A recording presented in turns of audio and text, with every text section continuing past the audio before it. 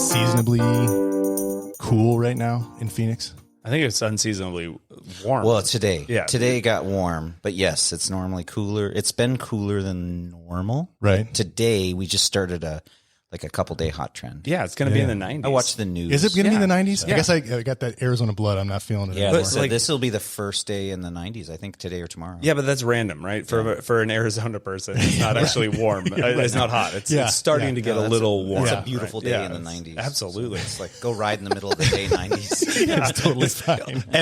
Every hour is in play right now, guys. All right, so we're sitting here at Pivot headquarters in. Where are we actually in Phoenix or Mesa? Where are we? Tempe. Tempe. We're in Tempe. Yeah. Okay, Tempe, Arizona. Like right on the border of Guadalupe. Yeah, literally. Yeah. I mean, we could throw a rock over if we wanted it's to. over the wall in the parking lot. It's a fence. Yeah. And then we saw beautiful South Mountain just next to the facility here, and we got to ride Hawes. Yeah, we got to ride Hawes. That was pretty amazing. I think all new pretty much all new trails for you guys. For me, right? Yeah, besides Big Sister, that was all new for me. Okay. Yeah. Well, and those are like the highlights, I think. You guys got a lot of the really good, like open to everyone. Everyone should enjoy those trails. Yeah. Sure. And so Hawes Trail System, Hawes Trails Alliance. Yep. They do a lot of building out there. They've gotten a lot of permission. Yeah, we're gonna get those guys on. We talked to their leader at the 24-hour race. Yeah, it's an amazing area to ride, and in the middle of Phoenix, you know, I mean, like you're surrounded by Usery Mountain. It's east, it's a little east, a little open. Yeah. But yeah, you're right there. We did 5 minutes over to Mod Pizza and what is it, Someburros? Yeah, Someburros. Someburros. Close. So yeah, it's great. You're not driving for hours unless you live on the east side of Phoenix. You should probably tell them if you're not from the Southwest, a burro is another word for a burrito. That's but their picture a burro, you know. So it's a play on words. Play on words for sure. It's supposed to be funny.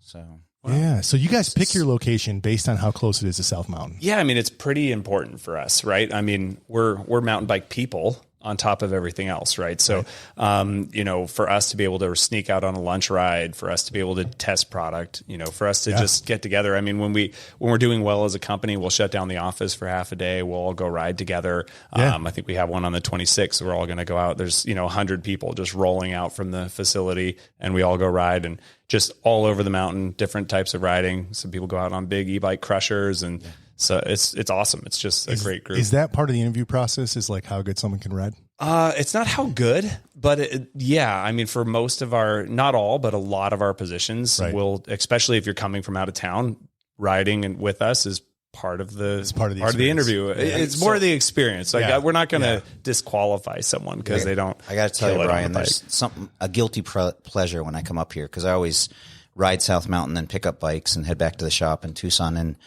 one of the things I like to do is go into the demo area, and you have the employee parking. Yeah. And I like to check out the bikes. Look at the bikes. Yeah, because they're not all pivots. Sometimes they're not. Is this true? Yeah. You let employees not ride pivots? Well, it depends. So some of them are cool bar bikes. Yeah, that's the thing. We actually have a commute program. So we allow what we do is if you commute in on bicycle, and so not everyone needs to be riding a pivot in. They might be riding a road bike in. They might be coming on our bar bike because they live really close.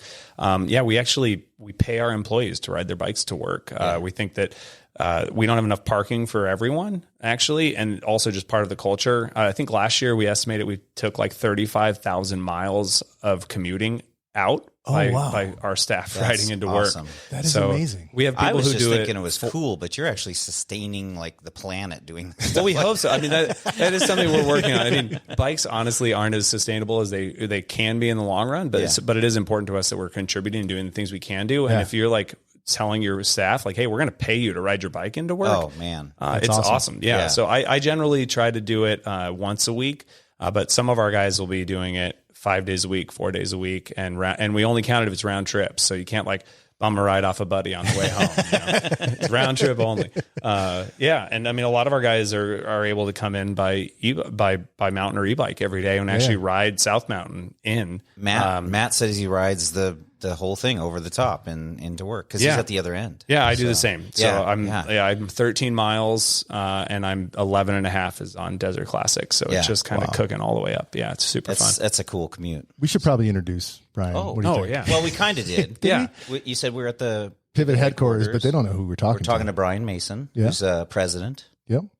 President? What's your? It's not President. CEO. No, president. No, President. Chris is still the CEO and founder. Yeah. So I'm the president of the company. I just take, basically I get to do all the stuff Chris doesn't want to do. Yes. No, I'm just kidding. No, I think so. That's to his credit. That's true. Because he's focused on like R&D, like you said, his office. Well, what is right he across. focused on? Yeah. Yeah. Well, I mean, that's what we want him to focus on. Yeah. He's got a long career. He's done this a long time, and his passion is product, right? Yeah. And so he is dedicated to our R&D, our engineering, making sure that the product is what the product is. He is still the vision behind the product. Yeah. And then kind of where I come in, and I shouldn't just say I, because I mean it's a group of amazing people that work with me. Yeah, that's a good leader right there. Yeah. And so what we do, right? What we do from there is we take that vision, and once it's production, it's our job to fulfill it, to take care of our dealers, take care of our customers, to make sure that they're getting the service and the experience that we expect on a pivot. A pivot level experience is really important to us. And so from top down,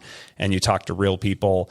And so that's, I help to oversee that, whether it's a warranty claim, whether it's logistics, like the teams I work with, like my purview is those teams and those leaders. So I did a little research. Let me tell you about we Bryan. want to learn a little bit about you before we get into pivot specifically. Before the dad joke, is that okay? Yeah. Oh, no. Let's We go. Forgot the dad joke. Do it. I know. Do the dad joke. Okay. Do the dad All joke. right. So why did the bicycle fall over? It was too tired. It was too tired. Too tired. Okay, we've heard that. Yeah, We've heard see, that I thought one. you guys might. Yeah, That's okay. That's good. That's Maybe we should most put of the that up, team, like, most of the Here's a team will list. think that I've that it's because I was riding it though. So it's not.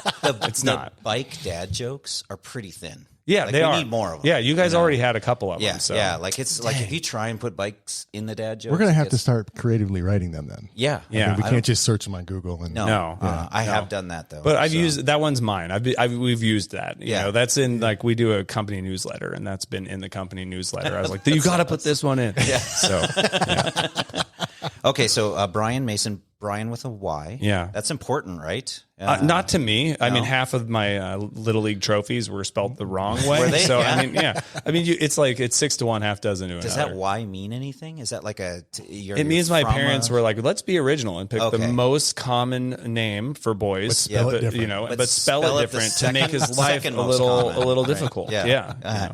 Okay, so here's the stuff. There's a couple things that I saw. So did you know that he was a sales engineer at sales manager at Ellsworth? Yeah, I was. So where you're at, you like baggies instead of spandex. Yeah. That's important. I'm glad we covered that. Yep. Guys, Yeah. thanks. Because your I was clothes should not really match your worried. bike. Yeah. Dr. Pepper. Did you think we were going to show up in no, you Yeah. probably No, saw I heard didn't. us. I don't know, man. The old mountain bike. I'm an old mountain biker. Old mountain bikers sometimes still show up in spandex. They just don't get in. Well, I'm wearing spandex. It's just underneath. I'm not that old, so Yeah. I get No. away. Yeah, how old are you? I just turned 40 in October. Just turned 40 and you're the president. Good job, yeah, man. thanks. Good job. Yeah, That's impressive. So then you worked at Cali. I did. Yeah, Cali helmets. Am I saying that right? Cali Protectives. Cali yeah. Protectives. Yeah, I love those helmets. They do a great job. I still wear them. Yep. Yeah. It's all so I wore today. I have Yep. a nice looking one. Yep. So and then pretty much Here. yeah, not- started Pivot with one of the originals. Yeah, no, not at all. That's what's cool. Is yeah. I mean, we've been here now 17. 2007. So we're 17 years in. Right. And so I've been here 9. And so there are people that are here, many people here that have been here Since the beginning. 15, 16, 17 years. Yeah. So Yeah. head of engineering, Bill Kibler, Bill Kibler, who's not head of engineering, he's head of R&D, has been here for that long. Kevin Taisu, who is our head of engineering, has been here that long. And then several of our sales guys have been here 15, 16 years. So, but I was employee, I think 27. Okay. And globally we have 100 in this office now, and then more in 25 in Germany and 11 in Taiwan. And so, it's pretty crazy to see that grow. So 9 years is later this year. I'll complete 9 years with Pivot. That's something I didn't know until today was Pivot. I always thought was just Arizona, like that's just an Arizona brand. People are like, oh, You didn't realize they had sites they're right up. other places. Yeah, I in the didn't know you had locations. So you're building or you finished Germany? Yeah, so we've had an operation since 2017 in Germany. Yeah. We're in Stuttgart right now. We're located like a mile from Porsche Museum, which is pretty cool. And I think pretty fitting, actually. And so that's where we're at right now. We're in a small 1,000 square meter, which is about, 10,000, 12,000 square feet. And we're actually building, not our own, but a long-term lease on a 3,000 square meter, which is about 33,000 square foot building. And the long-term goal is to have, everything that we have here within reason there as well. And is that just to have a European distribution? Yeah. I mean, is it the same concept? Are you going to assemble there?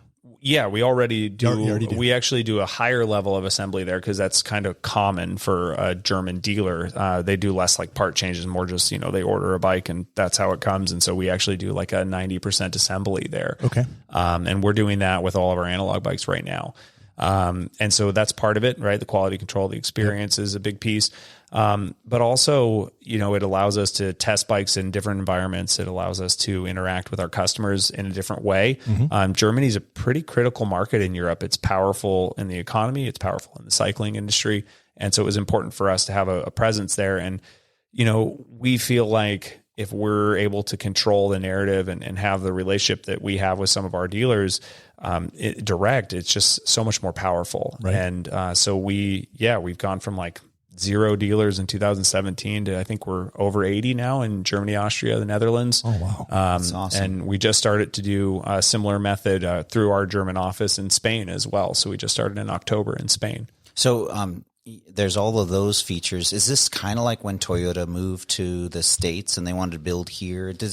I think you're getting all of those things. Plus you're getting to say, hey, we're putting this together in your country and it's not so much a foreign thing. Like, absolutely. Help? Yeah, absolutely. And like when they call in, it's not like, oh, I'm going to talk to, I'm a distributor of the brand and I'm going to call someone in the US and then wait a day to hear back. It's like you're talking to the warranty guy, you're talking to the sales guy, the customer service team, and their Pivot employees in Germany. So the experience is the same. It's very similar to what we have here. One of the guys that does your podcast, which I enjoy a lot. Jens, right? Jens. Yeah. Is he integrated into that or is he here or you doing that remote?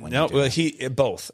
So it depends. He was just out here in January for the Switchblade launch. And Jens is a world famous mountain bike photographer, actually. Okay. And he is our brand manager there. He participates in a lot of the product testing as well. So actually one of the bikes you're on, the Shuttle SL, he was like early on because the batteries weren't approved yet in the US. And so a lot of the testing of that bike had to happen and I mean, we did a lot of testing without the drive unit. The bike rode really well without the drive unit, so we knew with the drive unit it would also ride really well. Yeah, but so we've been doing that for a while, and so he's tied into that office as well. Yeah, so I Brian, love that bike. Sprechen Sie Deutsch? No, I am practicing. I am Duolingo ninja right now. I am like 50 straight days, and I speak fluent Spanish actually. Okay. Nice. And so that's more of what I have do. Is that because you're from La Mesa, California? No, I served a mission, a LDS mission. I'm a member of the Church of Jesus Christ of Latter-day Saints, so I served a mission in Chile, a proselyting mission for 2 years in Santiago. Yeah. And so then, that's something that I've maintained. And before being president of the company, I ran our international and global sales. And so I got to travel throughout Central and South America, Spain, and to be able to speak to them in their language is pretty awesome. Big deal. Yeah, it's pretty great. Yeah. It's really, I want to say nice. It's, respectful when you can go into another country and at least try. I was taught that in Germany and actually Austria. Just give it a shot. If you try, they seem to be. I've been in a lot of countries in the world, and the only place that didn't care if I tried was in Paris. But other places in France, other places in France, they cared. They were cool with me trying. But and I don't know if you know, but Josh knows every language on the earth. I do not. Every language. No, I do every not speak. Language. I was a translator. Yeah. I do not speak every language. I speak Arabic and Albanian. That's pretty much it. That's more than most Americans. It really is. Well, your European list would be quite short, but it is for sure. So what's your favorite bike? What's your personal favorite bike? Well, I mean, I could give the Chris answer, which is great, the next one. But I won't. I have spent a ton of time on e-bikes recently. I think my all-time favorite bike is the Switchblade. Like if you're just talking like one bike to do everything, it's the Switchblade. And I think the new one is even better and a leap forward, which is remarkable that we were able to do. But because of my position, and also I've got 2 young kids, I've got 2 little girls, 9 and 11, and they just take up, obviously kids are great. They take up a lot of time though. Right. And so there's that balance. And for me, the e-bike has been like, I was actually just talking to Bill, our Arizona rep today. And I was like, man, that is like my salvation, cause in 45 minutes, an hour, I can get really good. I can get 13 miles in, and so a lot of times you're just like, I have a lunch window, and that's all. Like there was a couple of days last week where I had meetings from 6 a.m. because I handle our German office all the way through to like 5 p.m. And I would literally was like, if I don't go ride in this one little window, like open window, I'm in a ton of trouble. Right. And I try to ride 6 days a week and take Sunday off. And so, the e-bike's been the key. So right now I'm on an LT. I literally just sold my AM, and I've actually just been bouncing back and forth. A lot of times I'll own both at the same time. So and for our listeners, and it might not be familiar with your lineup completely. You've got you're talking about the Shuttle LT, Shuttle AM. These are full power e-bikes, 170 front on the LT. It's a 170, 160 based off basically our Firebird, and then the AM, which is basically a full power e-bike Switchblade, a little bit longer travel. But those 2 bikes, South Mountain, it requires a lot of a bike. So you kind of need that as your minimum if you're going to be riding it regularly. It's no joke. I have the SL, and so that was a lifestyle choice that I made, and that he was regretting on the ride today. When 3 guys had like full power. The only day that I would say that I've ever regretted that bike, because you guys were just smoking me. But I got to tell you, I love that bike. I absolutely love that bike. And when I get on I'm in the same boat as you. I have 2 little kids. I have 2 businesses that I have to deal with, and my time is really limited. And so when I go ride, I don't want to be suffering. I don't want to be at the back of the pack. I want to hang out with my friends. I want to go do the stuff that I used to do when I was in better shape. And the e-bike just lets me do that, which is amazing. And you also want to show up to every ride that you do with me while I'm on an analog bike. Well, I'm going to take your term and ride an e-bike while I'm on the analog bike. Have we addressed that you are now an e-bike rider? Yeah, I have an e-bike. Yeah. I've been hiding my map. Yep. Well, I mean, I think it's a great thing in the long run. It's so much fun, man. So on my research, I want to bring this up too. So you guys, Pivot, have done a lot to improve access for e-bike. We have. Chris was really instrumental in that, especially here in Arizona. We were, Chris was actually working with some of the lobbyists to get the 3-class system passed here, that he was working with People for Bikes as well. Yeah. And that was a huge piece because it was actually kind of funny. One of the things that held it up is the 3-class system has a helmet law, but there's no helmet law in Arizona for motorcycles. So that was actually one of the things that they had to go back and be like, well, you don't need helmets, right, in order to get it to pass, because you don't need it on a motorcycle, you don't need one on a bike. Right. But we were instrumental, Chris for sure, and the team have been instrumental in getting that passed. And we work with South Mountain. We actually have adopted National Trail, and then we do service there. I was telling you guys 8 times a year we do service out in Hawes. We do 4 times at Hawes and 8 times at South Mountain. Yeah, it's amazing. And so we were meeting with them early on before it was legal, and basically had multiple meetings to explain it. And actually what was awesome is the second that Arizona adopted the law, South Mountain immediately was like, Class 1 and Class 2. They actually went a little further than we would have, and instantly, like the day it went into law in Arizona, so you got Saurons and stuff. It was open. Yeah, exactly. Right. Saurons? No. That's Class 3. Those are motorcycles. You have to be careful. Okay, Class 1 and Class 2. They did it for basically Class 1 and Class 2 are both limited 20 miles an hour. Class 1's pedal. And Class 2 can have a throttle. And so for accessibility, they wanted people that couldn't do the pedaling to have access. Not going any faster. Sirons should not be on South Mountain. I have chased people down actually to tell them they cannot be there. I think they don't class. I don't even think they're Class 3, because they are usually start at 40 miles per hour, but they're not assist. There's no pedal. There's no pedal assist. Yeah. So it's just an e-motor. It's an e-motorcycle. Yeah. My redneck rule is if you can shut it off. Sorry. It's a scientific term. Guys. If you can shut it off and still ride out, then it should be allowed for the most part, And so if you've got pegs and you have to push it out, then it's it shouldn't be. And I'm pretty open to them. We're trying to do that in Tucson. And I apologize to our listeners right now because I keep bringing this subject up. And so the reason you bring this up is that you're very passionate about it. You're on the board for SDMB down in Tucson, and you're working on improving access. So it's a passion of yours. That's nothing wrong with that. And I've seen it change. Like in Tucson, when I come up here to pick up pivots, I bring my e-bike and I hit national, and I don't have any shame. I don't have any guilt. I don't have to hide my map. On Strava, I don't have to do anything. I can just go ride. And I can just enjoy myself and enjoy my life. And I'm not running over babies. I'm not killing anyone. I'm not tearing up the trails or anything like that. And I just want to see that move to other places where it doesn't happen. It's been cool to see on South Mountain. And South Mountain, of all the places that I ride regularly, is like where e-bikes makes a ton of sense, because every climb is mean. Every climb's mean. There's no easy way around that. It's pay to play. So for sure. Okay, so let's say the same question, but not e-bikes. Switchblade, the Switchblade, I started with that. I mean, I think it's my all-time favorite bike. I've owned every iteration of it, and it's the one bike that you never have to be like, am I going to be under or over biked? It's like, it'll work. You grab that bike and you're ready to go. What version are we on? Because I've had a discussion about that. Like, because people are like, I've got this one and I've got this. Because one thing I'll tell you that I love about Pivot, and I absolutely love this, people will say, what year is this? Yeah, there's no year. There's no year. That in and of itself creates some confusion for people. But it's nice because people kind of want to attribute a year and a color. The big brands want to put a certain color every year, and it's confusing. And then they want to attribute cost and value to that.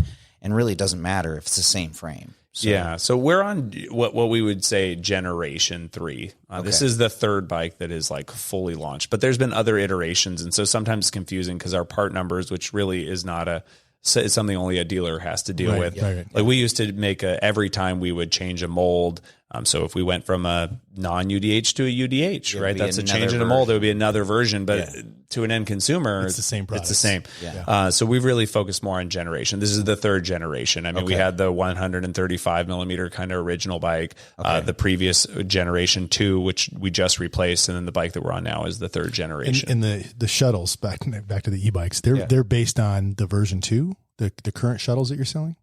Like, or is that the wrong thing to associate the Switchblade with the geometry and in the shop? We tell people that the AM is pretty much a Switchblade geometry wise. What do you think? Close. What do you think about that? It's close. Yeah, I mean, we have to make some changes. I mean, you're carrying a little bit more weight, and so you need a little bit more travel to give it the same feel. And so the travel is stretched to a 148 as opposed to a 142 on the Switchblade. Gotcha. But also the geometries, there are some slight changes. Okay. Yeah.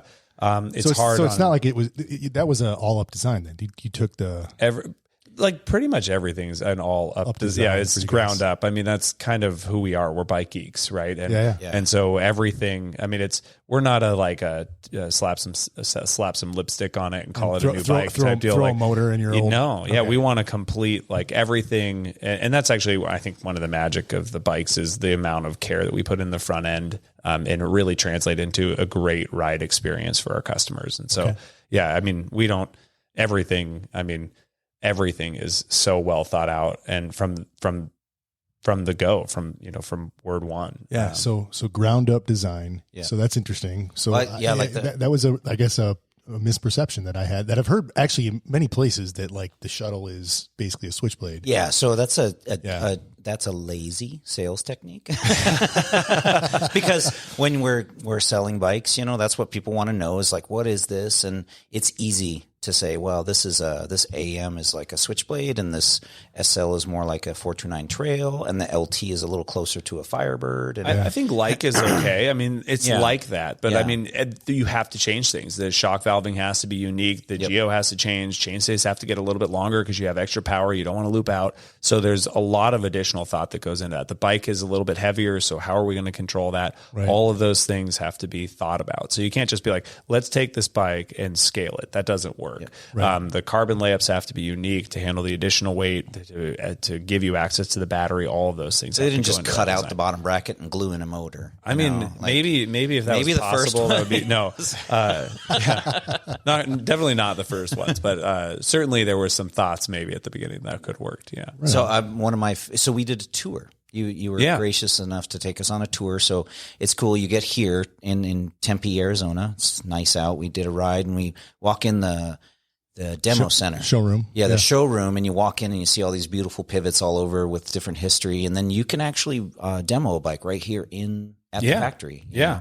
And absolutely. Well, depending on the time of the year, we don't want anyone to melt or die of heat exhaustion. You get someone in here who's like, "Oh, it's summertime." They come out from Wisconsin and they're like, "Holy heck, they'll die," October and they do. Yeah, sucks. Yeah, so, October to May. Yeah, so that's our window. Normally, end of May, we kind of wrap it up for the year, and that fleet will actually go on the road. It's nice. The rest of the world, the rest of the U.S. is pretty nice, so they'll kind of take those bikes out on the road, go Colorado and that type of stuff, and. We'll kind of close down the factory demo, and then in October when we start to get nice weather again, it'll open back up. So you can go on our website, make a reservation. Yeah, pick your bike, pick your size. Yep. Yeah, I was kind of blown away at the size of your demo fleet. I wasn't expecting. I thought I would see like 10 bikes or 5 bikes. Now is that like 3 trucks worth? No, actually 2 of the trucks are on the road right now. So that's just the in-house fleet and some bikes that are retired. That's 1/3 of it. Wow. Yeah. There's a lot of bikes. We're big believers in. We can tell you how great something is, but it's just BS marketing until you go out and ride it. And we are huge advocates for the fact that the experience on the bike is elevated, that it is a different type of ride when you're on a pivot. Yeah. And the best way to show that is to have our largest marketing expense be our bikes out on demonstration every weekend. And so I was teasing, we've got 2 guys that are bike carnies. They drive their trucks around. They live in their vans, and every Saturday and Sunday, basically for 11 months, they're just demoing, and they go out and visit shops and drop off bikes at shops during the year. It's really a great way of moving forward. So I love it because I'll sell a pivot and the customer will come back and they'll just be like, I can't get over how good that bike rode. And I know that, I know that as a seller and somebody who rides them but it's just gratifying. Like, sometimes we were talking about this earlier today about some companies kind of have a lot of hype and they have a lot of marketing, but then the end result is really just kind of a normal bike and you get a little let down almost. And I love selling pivots for that reason, because once somebody comes back, it's always a smile. If they're coming back, it's usually to get their wife or their loved one a bike. A lot of our competitors are way better at marketing. I mean, we're getting more sophisticated, but a lot of these companies are just marketing, juggernauts. They just are brilliant. And we're led by a ton of bike geeks. I mean, we're definitely getting more sophisticated and better at our marketing, and our marketing team is amazing. But certainly, if the product wasn't that good, there's no way that we would have found the success we've found. And so for us, that's the key, right? Is if someone goes out, tries it, they experience it, and we just want them to buy a pivot, because we know once they do, they'll never want to have another bike that's not a pivot. No, it's pretty amazing. It's almost cult level. Yeah, so. And I just want to, it is firsthand experience today. I had borrowed Tyler's, Shuttle SL previously. Yep. And it really enjoyed that ride. Although the trail that we rode, which was that kind of off, it was like the Bones. Yeah, trail. It was Bones and Painter Boy. Painter Boy behind the 24, like the most obscure non-ridden trails. Yeah, so we came back like covered in the cat claw scars, bleeding just everywhere. So it was a bad. Sounds trail. like my type of trail. I like it because like the trail's this wide. Yeah, it's 5 inches wide. But we went out and did 16 miles or something like that at Hawes today, which is just an amazing trail system. And you brought out, thank you so much. I told you I don't own a pivot. Yeah. This is what I'm going to bring. I told you we could fix that. And you said he did. They keep telling me they could fix it. And you brought out a Shuttle AM for me, extra large. I got it all set up, took it out there. And at first it was like, so I'm used to kind of way different, much heavier bikes, much different geometry. At first I was like, whoa, this is weird. It probably took me about 3 or 4 miles to get used to it. And then I was like, whoa, this thing's like super light. And I haven't pedal struck one time, which in the Southwest is a big deal because we had a lot of rocks. We're pedal striking all the time. And then it was like the input that I had to put in the bike was like a lot less than I have to do. So it took me a minute to get used to that. But once I got used to it, I was like, holy shit, this could like, excuse my language, but this could like open up this could open up my riding. So you got me rethinking. So, so hey. Yeah. The problem is it's, that's the first bump's always free. Yeah. Yep. Exactly. Right. It's you just got an expensive addiction. You don't even know. Long term. It's going to get expensive real quick. Can we talk about that?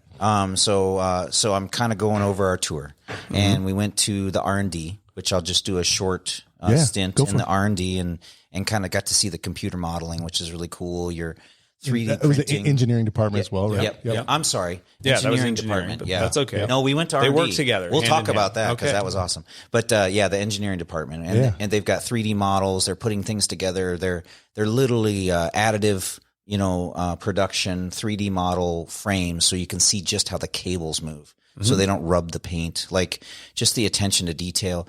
And then we move to the production line. Well, hang on. So I want to talk about something. So a nuance that I picked up and I thought was super interesting. Yeah. So in that engineering department, you got your graphic designers, you got your engineers, mechanical engineers, industrial engineers.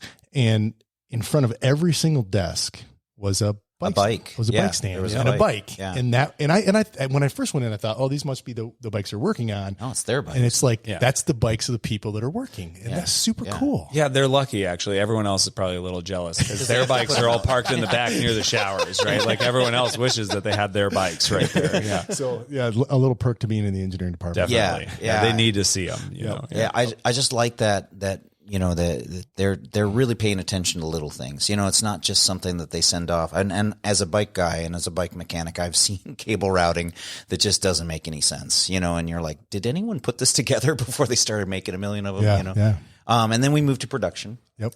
We got to see places, different stations where you're putting these bikes together. The e-bike stations are cool. You have these custom carts that you bought at Uline. Yeah.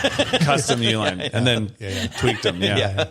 And then the guys are putting those, I think they said it takes them around 3 hours. Yep. Yeah. And then we walk into a separate warehouse, just huge racks and racks of frames and bikes and what have you. And as we go around to R&D, which is great, we got to go in there, meet Bill. I've bought a couple of Bill's bikes. So just so you know, like we find good homes for these. That's awesome. So when that that wasn't a joke. I thought you were joking when you were I've bought right now I have 3 of them. Yeah, for years Bill would not ride any bike that he did not build. Yeah. So he was only that's riding a good prototypes. fabricator. I actually think he's still kind of on that bandwagon. I saw his prototype SL, and I don't care if it's a large. I want that thing. That was the last of the full aluminum. Aluminum. Yeah. So we got a peek at your rapid development, which is carbon fiber, and we got to see some of those processes, which is amazing. They're machining out the lugs. Yep.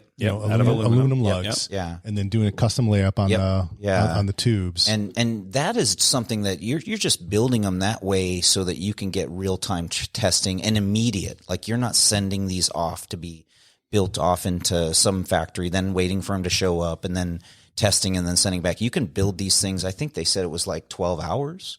The carbon tubes. The carbon tubes. 3 weeks is what he said. Oh, 3 weeks. Yeah. Okay, yeah. So 3 weeks, but that's faster than a slow boat. 3 weeks from like concept to a bike that you can and then ride. Yeah, I mean it depends on the complexity of the bike and what they're building and if we've done it before. Come on, man. I'm trying to give you some. I'm trying to give you some. I just don't want to oversell it. I mean, it's a lot of work, and I don't want to oversell the amount of work that those guys do. It's significant. Yeah. Realistically, right down the hallway, some guy designs something on the computer. Then they go prototype it in the 3D printers to make sure everything's going to work right. Then it goes right to another room and then gets literally built in carbon and aluminum. And then there's somebody out on South Mountain, which is right down the street. Yeah, and in Germany and all over. Yeah, I mean Colorado, we've got they get sent to our testing, our engineers all over, and we go and put them through the paces. So let's pull the thread on that a little bit because that's something I want to talk about. I've heard a couple times with a couple other content creators that pivot bikes are great in Arizona, but not great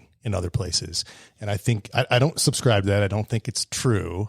I don't either. Can you help like address that? I think it's meant to be a compliment. I think we went over there. I mean, not every bike performs well here. Yeah. It's a special type of riding, the rocks, the technical terrain. what it takes to go through a trail here. It's not something that every bike is just going to come and inherently be good at. Right. And so that's the first thing. I think it's meant to be a compliment. And certainly like we're taking a global perspective. So as we talked about, we have testers in Germany, totally different riding there. I go over there multiple times a year. You get moisture and roots. Oh, man. That like scares crazy. The crap out of me. Sniper roots, man. I spend a lot of time over there. Oh my God. Yeah. They just like, they get you, know? And then, we also, Kevin, our head of engineering, he is actually based in Park City. So, he's almost always on, a future bike. And so, he's in the Park City area. Again, a totally different riding style. Chris has a house in Colorado. He's actually testing with Fox right now, and they're at his house testing in Colorado. So, certainly when we're designing a bike, we want it to perform well everywhere. And I think that that's the key. And there are certain attributes that certainly help the bike here. Slightly shorter chain stays, for example, can really help, especially with those ledgier things. And also when we're talking about just the bike having a variable wheel travel path that really helps the bike climb well.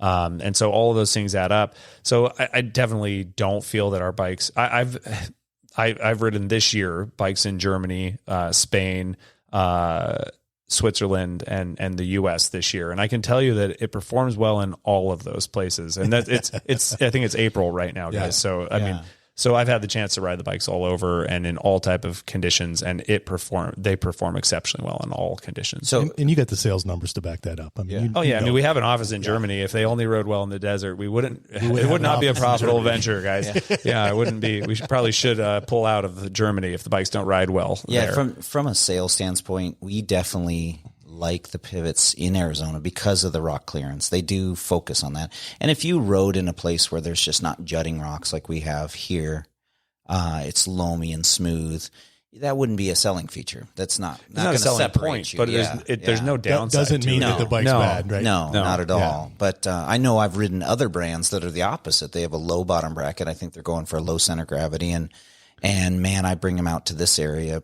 Famously, I rode one at Outer Bike, dirt demo. Inner bike, dirt demo in Bootleg, where I race all the time. And I pedal struck so hard, I almost crashed, and I brought it back to the pits. And I may have said this on the thing. You've told the story before. Yeah. The guy was basically like, "Oh, don't worry. It's just rocky here." I'm like, no, it's not. No, it's rocky other places. It matters, too. And so, I mean, I think it's a great thing. I know what you're referencing, and I think that content creator was really showcasing how steep his trails are and how he has to adjust the bike for his trails. And I think that's a different conversation. Well, and I think that there's a lot of the industry that, they only think about riding where they are located. And that's actually, I think, a dangerous sword. If they're the person, it's a two-edged sword, right? I mean, if they're the person that's helping to show, the industry what's acceptable, and they're only riding just crazy steep trails. If they're out in the Pacific Northwest riding crazy steeps and chutes, or they're up in Vancouver or something, the terrain there is very unique. And for most of even the US, that's not what the trails look like. Yeah. And so I think you have to be careful. And I think it's important that they kind of give rider profiles and to help us understand like what they like and what they ride. Because I think that's a critical piece when you're looking at a review, and it's not a bias thing, right? It's just what they like or what they feel is necessary for where they live. And I get it. Like, that's important for them. I think they're riding, and I think they probably have a lot of different brands that they have to modify for the way they ride, especially when you ride in something that unique. Absolutely. I mean, here, if you test it, if we had a ton of editors on South Mountain, I mean, the reviews would be like, this has a lot of pedal strikes, right? I mean, so exactly. They wouldn't notice how little compared to other brands. Right. Exactly. So, that's for sure. So. Yeah, that's very true. All right. So next topic, I think our listeners know my day job. I'm a corporate strategist. And so we do like strategic studies, and I am like hooked on this like after hours strategic study that I'm doing right now around, the bike industry and like where all the bikes are manufactured and like, what are the attributes of manufacturing in Indonesia versus China versus Taiwan versus Germany versus Canada versus the United States, you name it. And so, along those lines, And I'm trying to kind of like pull back the covers, and the bike industry doesn't want me to do that. So it's fun for me to try to figure out like the answers to these questions. I'm not going to pull it back very far. Yeah, that's fine. Yeah. That's fine. Yeah. I mean, whatever you're comfortable with, but, so whatever you're comfortable saying. Sure. Where do you guys manufacture your frames? We produce in Asia, multiple countries in Asia for different reasons. And we use a process. You guys got to see some of the process. We call it hollow core internal molding. Yep. And it's a little bit more in depth. There's actually 3 factories that can do it in the world right now that can do it at that level. And so we can't go to just any country now. A lot of those manufacturers have multiple countries where they have factories. And so that helps us a little bit. Yep. So we produce in several countries in Asia. But one of the things that sets us apart is just that we're so present there. We have an office in Asia, in Taichung. And so we have staff that goes over to the factories, does QC before they ever leave the factories. Then they get shipped to our facility in Taiwan, and we check the product again before it ever leaves Asia. So it's already been through 1, if not 2 or 3 QC checks before it ever leaves Asia. Yeah. And before it ever leaves. And then we saw and we didn't talk about this, but maybe you could tell us a little, I know this has been out already, but a little bit about your QC process here as well, because you have one here as well. Yep. When the frames arrive here, we check them again. I mean, everything's different. The lighting's different. Cure times on paint are different. So you've got to sometimes give it that time to get over here. And then our staff lands every frame, and before we put it into inventory, they'll go through an inspection. They'll check the tolerances on the C tube, the head tube, the bottom bracket. Our tolerances are incredibly tight. 1/3,000th of an inch, if I remember right. It's like 0.001 millimeters is pass fail. I'm going to be honest, these guys are so much better at it. They're like, oh, if it goes in, and I'm like, I feel like they both go in, and they're like, nope. They're much smarter than I am. And so we end up, we check everything here again. We treat everything like an A surface. So we want to make sure that everything looks great on the frame, that whenever the customer receives it, it's going to be up to a pivot level quality. And so they'll check everything. And then we also check our alignment. And our alignment tolerances are tighter. DW links are finicky in order to perform really well, but also just being pivot, we want to make sure that it's as tight as it can be. So we have a plus or minus 1 millimeter. So it's very tight tolerances. And we have some tools that we don't show outside the building that you guys got to see that help us make sure that we're holding those tolerances. And so we check them here, and then we put them in inventory. And then we also pick every bike before it leaves. And so it goes through another round before it ships, where the guys are checking it over one more time as they're mounting the correct shock to the build that was ordered. So that frame, when an end consumer gets that frame, it's literally gone through somewhere between 3 and 4 quality checks. 3 and 5. 3 and 5 quality checks before you get it. Yeah, I mean, that's nuts. I mean, typically what you'll see in my research is that there'll be one check at the factory. It goes into the box as a full bike, and that's the only check that bike gets until it's built by a mechanic.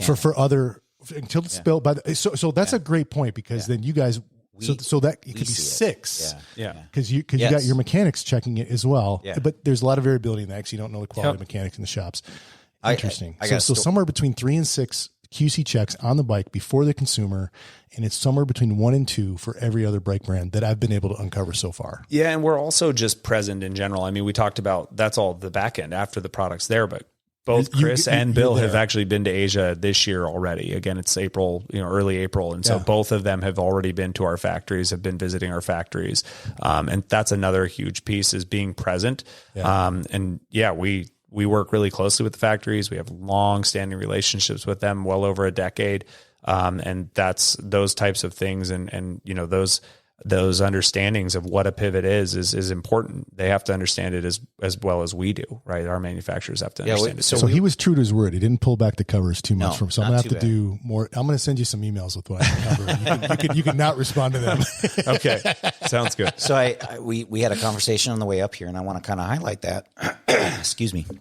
And that is because we talked about this coming up here. And from my perspective as a pivot dealer, I've been a dealer for about 10 years now. And I can count on one hand, I think, how many warranties we've had. And in 10 years. I mean, they happen, right? Yeah. I mean, no matter what, it's handmade. I'm not going to say we don't have warranties, but you worked at Ellsworth, so you know how bad it could be. Jesus. I mean, you said it. I thought that bike was great, and I must have had just the one you good got bike. The good one. I got the good one. We had Sherwood Gibson from Fantana, right? Yeah. So they manufactured a lot of. Well, so it's funny because when you talk to Sherwood, you should ask him because he didn't produce a lot of them. Yeah. So a company called Calloy. US did a lot of them. Yeah. Look at the smile. They have their own facility. When I was there, we had our own facility there. Yeah. And so you could get an Ellsworth from at least 3 different places. But for me as a dealer, having one brand where we've seen around 5 or less warranties in 10 years, I can't say that big enough because I've worked at other brands and we would have one a month in an area that is especially harsh on bikes. I mean, at least for crashes. I guess we don't have the water and the rain and all that stuff, but for frames, I think Arizona's pretty harsh on bikes. And to see these, that's one of the things that does come up when we're selling these bikes is we're trying to tell people why they should spend the money on this bike because it's not the cheapest bike on the brand. No, quality costs money. It does. I mean, there's really no way around that. And this, it does. And that the least amount. I mean, it's hard to help them understand that until you start telling them 5 and 10 years. That's insane. I don't know. I mean, I've definitely had more than that, and in the brands that we sell besides Pivot. We certainly take pride in it. I mean, for us, it's about the consumer experience, right? Like if you're going to make that investment, we don't want you to have to come back because you've had a problem with your frame, right? No one's perfect. There is just no way to make anything perfect. But we do our best, and the amount of work that Bill and Kevin and Chris and their teams all do, that's the benefit of a Pivot, right? All of that work, all those years of experience and what we do on the front end, the end result is a bike that rides the way we want it to ride and is going to not have as many issues. Hopefully none, but I don't want to say none and then be like, hey, the president of Pivot said I would never have an issue. No. But definitely less than anyone else's, we feel. You say no one's perfect. Yeah. And I just listened to the 2-hour podcast that Richard Cunningham did with, and I'm not sure when it was published. I didn't look at the published date. That was right around the time we launched the Switchblade. So early February. So it's new. Relatively new. Yeah. And so talking about the 35-year history of Pivot, and in there, Richard, who's known Chris forever, basically says that Chris is a absolute perfectionist. He is. Yeah, he is. And so I'm curious, how has his I guess goal or objective of perfection, how has that shaped your culture, your operations, your corporate ethos? Oh, I think that's an awesome question. Yeah, it's funny. I love Richard. Richard was one of my first mentors in the bike industry. Actually, I showed him trails back when I worked at Ellsworth that he had never experienced. He was living in San Diego, and he was like, "Oh my gosh, I've never ridden this trail." And I was in. When you show a guy who's like, when you're like, hold on, let me show you this trail. And he's like, that was a really good trail. Then you're in. And so he and I, we've always ridden together, and he's just an awesome guy. Funny stories about Richard that I could go on and on about. And actually that might lead into this a little bit. Yeah. At one point he was like, I went to him. I was like, hey, I have this opportunity to work at Pivot. And he's like, don't go. I was like, what? I was like, what? And he's tight with Chris too. And I was like, what are you talking about? Why are you telling me that? And he's like, oh, Chris, he is the vision behind that brand. He's all these things, and he's like, look at Titus. It didn't make it 1 year after he left. And he's like, and I was like, okay. And I think that Chris has been the vision and the drive behind the brand for so long. That I probably think when I first started here, the brand really was Chris. But what's cool is the growth that we've had, and there are so many more people that have taken that helm, whether it's our operations managers, our vice president of operations, whether it's our engineering team, our customer service staff. I mean, everyone kind of has adopted this. We want our customers to have an amazing experience. And we are going to do the work necessary for them to have that experience. And so it's a top down, right? I mean, it starts with Chris, and they see his passion. They see how hard he works. This is the only company I've worked for where I'm pretty sure I normally think I outwork everyone. I don't know. Chris works like crazy. And then I start going through a list, and basically everyone here is a workaholic. Right. But we're also just passionate about what we're doing. And it's like, I tease you about us being able to fix your problem, about not riding a pivot. But that's because we honestly believe that it's just a better ride. And so it starts with someone like Chris, and he wants to be perfect and he cares about the product, but all of us have adopted that. And it doesn't matter if it's the guy picking your bike. I mean, the care that goes into each product being picked, the care that goes into them. You guys saw them decaling the fork. Yeah. I mean, I'm not sure if you watched how long he was rubbing out any potential bubble that was on there, right? You said decaling. Yeah, sorry. I do a lot of business in Europe, and they don't understand decaling, right? So sounds so whether dirty. it's decaling the forks, So everyone has that level of passion. So it starts with Chris for sure, and we're so lucky to have just a killer group of staff that feel the same way. Yeah. And so we're all bought in. I mean, and that's why we keep. That's why we have ex-shop owners that end up working for us, and they want to work for our brand. That's why we have people who've been with us 17 years, is because it's that passion. And we honestly believe what we're producing is just a better product. And that starts with that quest for perfection. And that's why when you ask Chris, what's your favorite bike, he'll always tell you the next one. Yeah. Because he's always, it's not just that we're always working on something else. It's also that we know that we can find a way to make it better.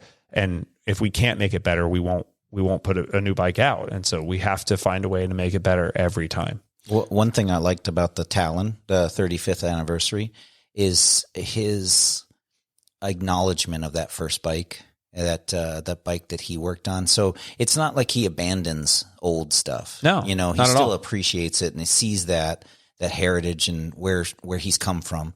And so it's not like that when he's saying something like the next bike, he's not saying the one before that was bad. He's just saying, we could just keep getting better. Yeah. Yeah. I mean, it's like when I first got here, the bikes were great.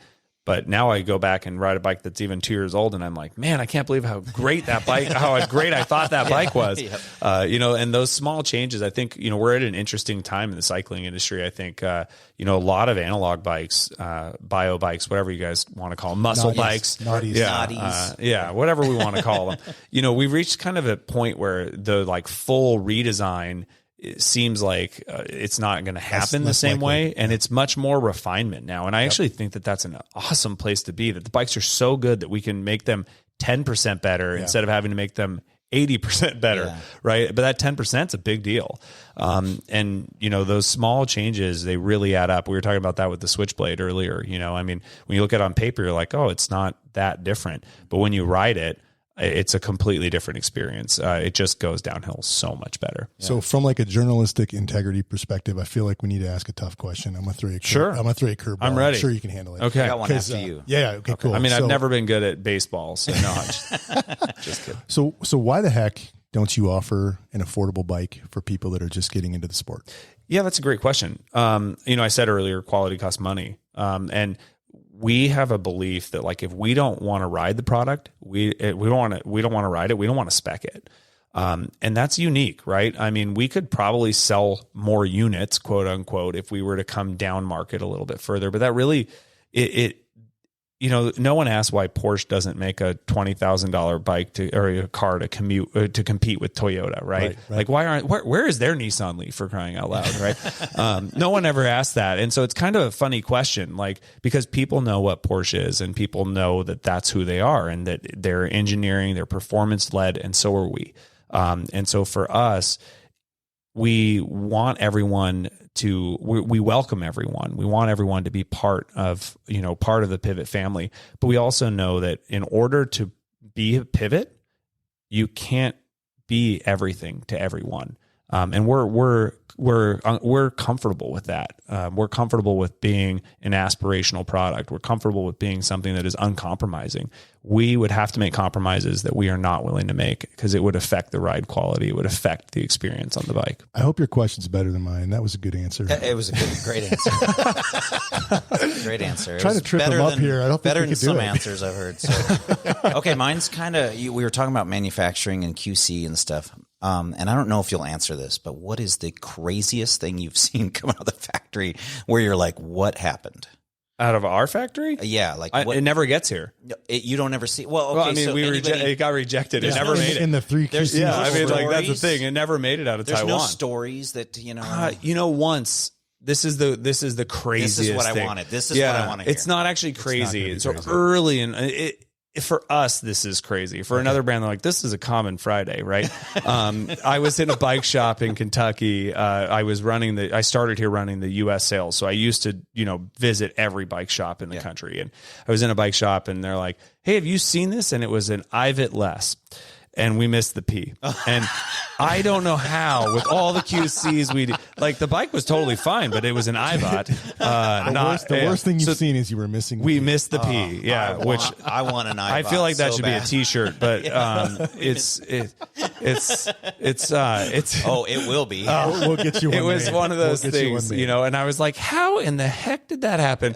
And I was taking pictures and sending it back, and it was almost like, again, this might be a common Friday for some brands, but for us, the fact that made it into the wild, and it was also like 2 years old, like it was on the floor, like it was the old model at that point. And Nobody I was like, noticed. Not even the shop noticed. It only did it one spot, right? Okay. Like it said pivot everywhere, but there was like a smaller down tube, and it said pivot. It said IVOT. All right. Well, if you run into that again, that's the worst. If you run into that again, that's limited edition. Limited edition. Yeah, I think we got that one out of the field too. I think we actually ended up replacing it and getting it back. But that should be on the history wall. Oh, it should be. Yeah. Well, that's good. Yeah. So I'm very unsatisfied. Yeah. I mean, that never should have made it out. So, hey, I said earlier, no one's perfect. So. I saw a picture of a Jamis where the Jamis was upside down. Like, oh yeah, that's amazing. And it made it to the shop. It was a shop picture taken. Like, look at what we have. And the bike was fine. And they're like, we're just going to sell it like Sandwich. this. A sandwich bike. Yeah. All right. So, what's something that we and our listeners don't know that would surprise us about Pivot? Yeah, I think we hit on this earlier. I mean, the company's, we have over 100 people here where we've got, multiple locations. I think that's the first thing. I think, we are boutique and we're okay being boutique, but boutique doesn't necessarily have to mean small or tiny or, we're a sizable company. I think that's the first thing that would surprise some people is how big you actually are.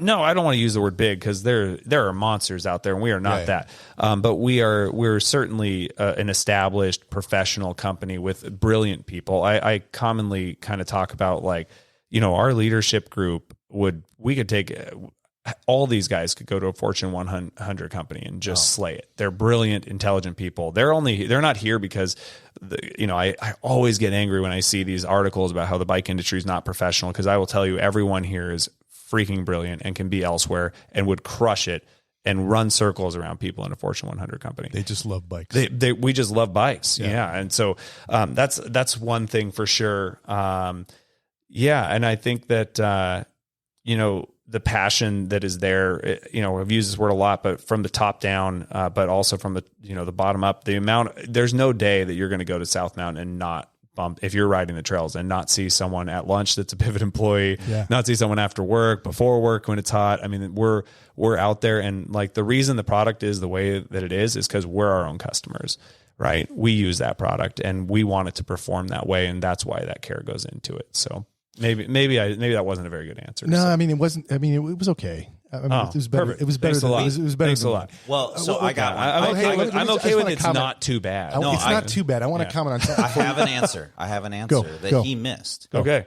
In the bathrooms at Pivot. Oh, here we go. Here's a QC. We found a QC problem. The toilet paper is routed behind instead of in front. And I have an issue with that. And I heard that it was the president that probably. So it wasn't. I do replace a lot of toilet paper. This is also a sign of a good leader. I just use the restroom.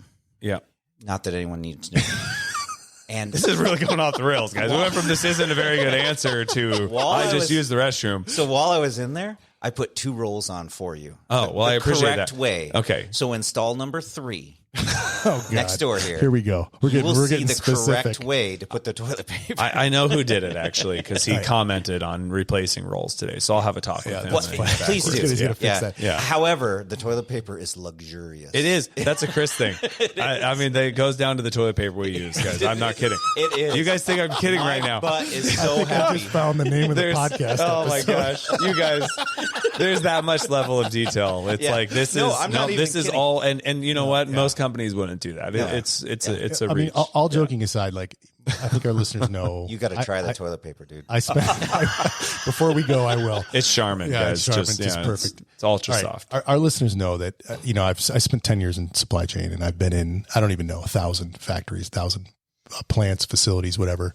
I can honestly say this is one of the cleanest I've ever been in, and I routinely am in space factories, right? That are like clean rooms. Yeah. So I was kind of blown away. I did not expect. I've been in other bike facilities, so I did not expect to see like the level of organization and cleanliness. And I highly doubt you guys went around and cleaned up for the Mountain Cog podcast. No. We Everybody was looking at us like, who are those from guys? your standpoint, I'm going to say we did, but we didn't. No. So it was impressive. And then as we were walking out, I was like, hey, this, having a nice workstation and a clean and tidy, office that you're working in everywhere, it kind of sets a mindset for the employees that are there. And it's like if you're in a perfect place, you want to strive for perfection, or if you're in a highly maintained place, you want to strive to show that in your products as well. So it's just kind of like, I don't know, the corporate ethos is like, you could see it. Like before you even opened your mouth, you could see it. Yeah. So, as long as you never look at my garage, that's how we do the shop. your shop is similar to that. Yeah, my garage is dialed. My garage is not dialed. Oh, mine's dialed. My garage looks like the warehouse, guys. No. So. Josh came over today, and I have to make sure my garage door's down before he shows up. Because I comment on how good you shop have like 80 bikes. You were going through a list of how many bikes you have. It's ridiculous. I have 1 million. I picked up another one today. Oh my gosh. Yeah, you did. Yeah, we were looking at that outside. Yeah. Well, I mean, it's a bike, guys. For those younger listeners, a slingshot is an old bike. Yes, we're not shooting it up. It might not look like he's not taking squirrels down in the backyard. I like how you went with squirrels and I went with windows. Yeah, shows where. Yeah, yeah. It's a great mix. Yeah. So, what are you most? Did I already ask this? What are you most excited about the future of Pivot? Well, I mean, I think that I'm excited for the continued growth. Like our plan. I mean, you asked me this at lunch. What's your plan? And, you guys planning on growing? It's like, hell yeah, we're not in this none of us are in this for our health, guys. Like we are passionate about this. Yeah, this is our job. This is our career, right? Yeah, this is what we do, right? Yeah. And so we believe that there's plenty of growth, and the market has certainly been through a bit of a downturn recently, which I feel like due to great people and great leadership, we've been able to weather quite well. But we fully expect to have what we have here represented again in Germany. We expect to continue to grow and to, I can't wait to be talking about our 200th employee. I can't wait to talk about the next bike that comes out. And so I'm excited for the future product. I'm excited for the future of the company. And I think the bike industry as well. I mean, I feel like those brands that will make it through this, which, will all come out significantly stronger and with a better understanding than where we went into this. You're talking about the post-pandemic. Yeah, the post-pandemic. Well, I mean, that bike boom wasn't as much fun as everyone thought it would be either, guys. No. That was a lot of work, it's a roller coaster. Oh my goodness. Yeah. And just like, you're getting yelled at for not having enough product. And now you're getting yelled at for having too much product. So it's a constant, it's catch-22, guys. So, when is a Dr. Pepper edition coming out?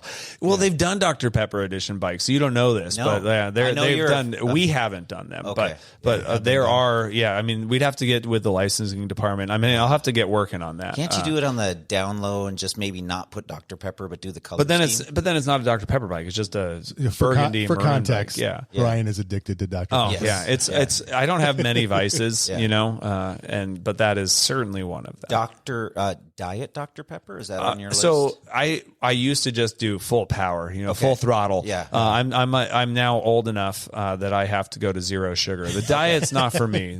Zero sugar is the key. Zero sugar. So you got them full leaded out. Yeah, I did. I get you. No, that's okay. That's a good weekend feel right there. That's going in. That's going in a fanny pack. You got to wait till the weekend. You can't that's a Saturday. All hopped up. Yeah, on Dr. don't worry Pepper. about it. That's a 30-mile ride this weekend waiting to happen. You run that much eco on an e-bike, and you better have some Dr. Pepper in there. One thing we didn't touch on is you're into vintage cars. Yeah, and I just want to talk a little bit about that because I don't know much about it's MGs. Yeah, I've had MGs. What is MGA versus MGB? Yeah, okay, that's good. So Morris Garages, they were one of the two manufacturers of the Mini, right? Okay. So my first foray into vintage cars was I owned an Austin Mini. Austin was the other one, so it was Austin and Morris. They made Minis in the UK. And I owned in college. I bought a 1964 Mini S. Is this the same thing as a Mini Cooper? So the Mini Cooper, that's not okay. Cooper you're throwing Mini around. Yeah, it's just a small Cooper Morris. Deep rabbit hole. Yeah, you're going down. So John Cooper, the Cooper name comes from John Cooper, who was a famous rallycross driver for Mini, basically. So Mini was an Austin Mini or a Morris Mini. Okay. So I owned a Mini in college. It was the S version, the 1275cc, little front engine, little roller tiny skate, little wheels. 10-inch drum brakes. Which if you guys, double clutch and double clutch to downshift. If you try being a 24-year-old kid in college with your wife in the car, like trying to stop on a dime with that thing. It doesn't work very well. And then I wanted to get back into, I did some, when I lived in the Bay Area, I had some vintage Vespa scooters and things like that. Like I had a, Rally 200 and some different vintage scooters. How many mirrors did it have? That one just had the one. Oh, okay. Yeah. Right. And I have more respect for you. Yeah. And those are terrifying. They're step through, but they're terrifying because you actually have to they clutch got a power band. Yeah, and you have to clutch and shift with, you actually have one hand. Yeah, the left hand clutches and you move. It's first gear. Yeah. First gear is down, and then it's second gear, third gear, and you have to clutch and move, and then it's totally a trip. Yeah. Anyways, so that's a unique one. And then you have a foot brake and a hand brake. So those were unique. And I wanted to get back into. I wanted to get like a Triumph or something when I moved down here because my commute was a little bit longer. So I sold the Vespas when I lived up in the Bay Area and. It was, the wife was like, you can't have a motorcycle unless you have like $1 million, insurance policy. And so I went and got one and she's like, you still can't have you still can't have a motorcycle. And so, so I have always loved, vintage cars and an MGA, which is their Roadster. They made it from like, 57 to, mid 60s.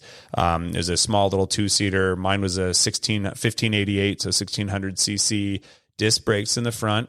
0 to 60 slower than a Prius, but was a sports car back then. I'm not kidding. 13.8 seconds 0 to 60, which was fast. Convertible. Yep, yeah, and so I had that car for many years. I just sold it during kind of the same time bikes were booming, vintage cars were booming, so I did pretty well selling that. Yeah. I also bought actually funny story. I bought the eMTB, which is 1970. That was a hatchback version. So I bought the GT version. So that was like a little bit more of a hatchback. And I bought that in Austin during a dealer visit and I drove it 1,000 miles home. Wow. Stayed in El Paso. That's some serious. Yeah. A sight unseen, just bought it and just drove it and it snowed.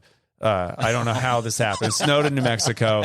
So I've got, and like these are the best stories. So they routed the heater wrong. It was backwards. So the blower was actually pulling air out. So I couldn't even get, so like I had to like, and the wipers didn't work. So I had to like rain exit and I had to like keep a rag with me and wipe it down. And I drove that thing through the snow.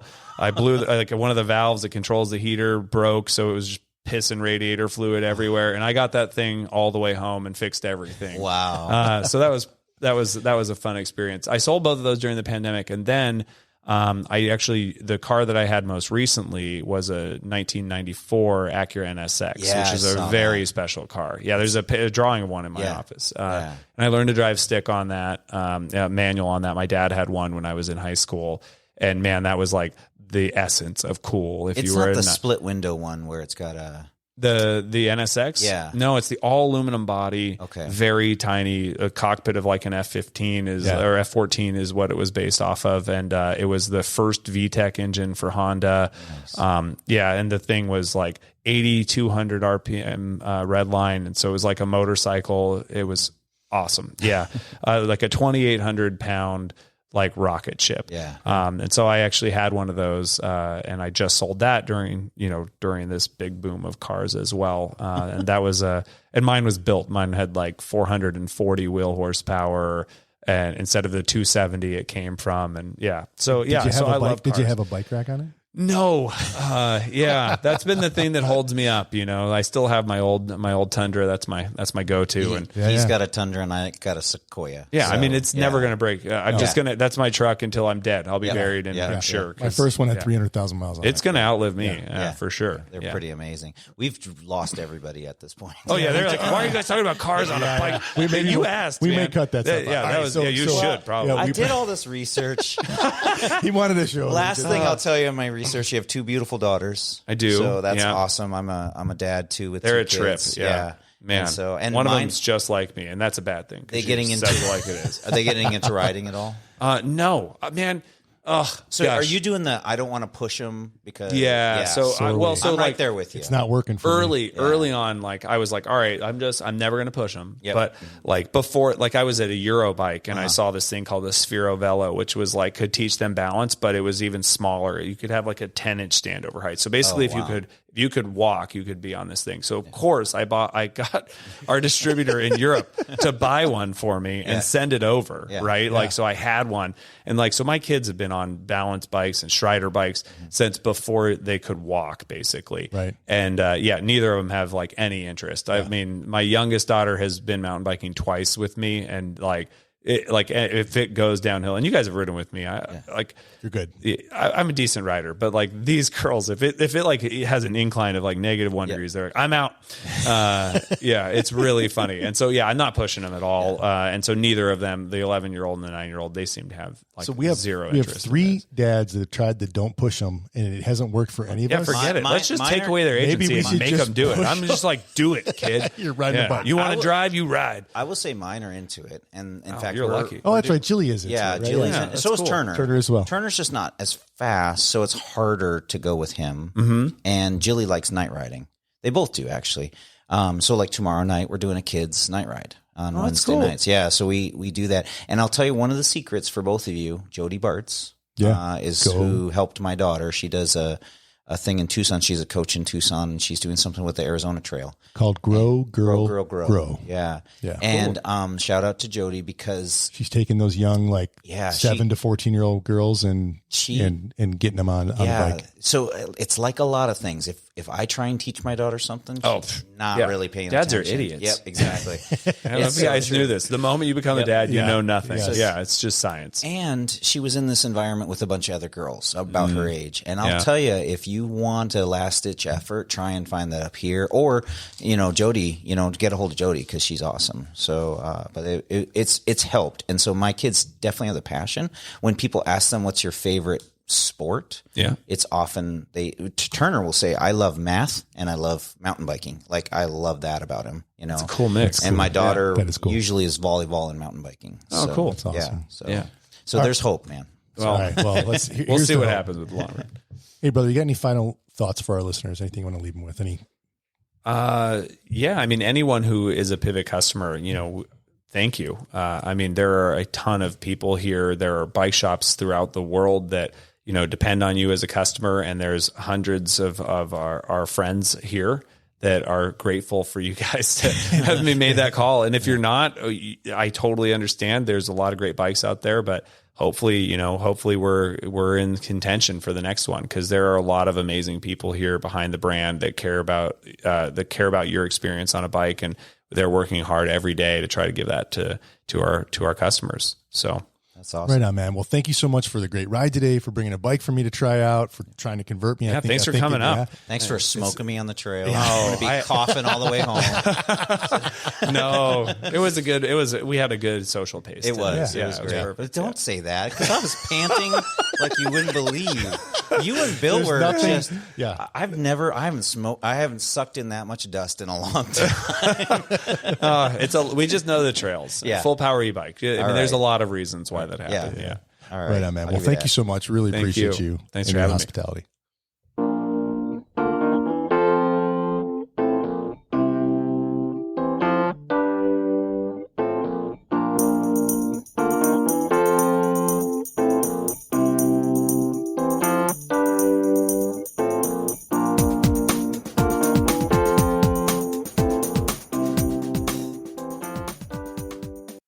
Hey, what's up? This is Josh from the Mountain Cog Podcast. You got questions, comments, or feedback? Well, we'd love to hear from you. Shoot us an email. You can send it to mountaincog@gmail.com. Digging the show? There's a couple things you could do to help us out. First, you could tell your friends about Mountain Cog.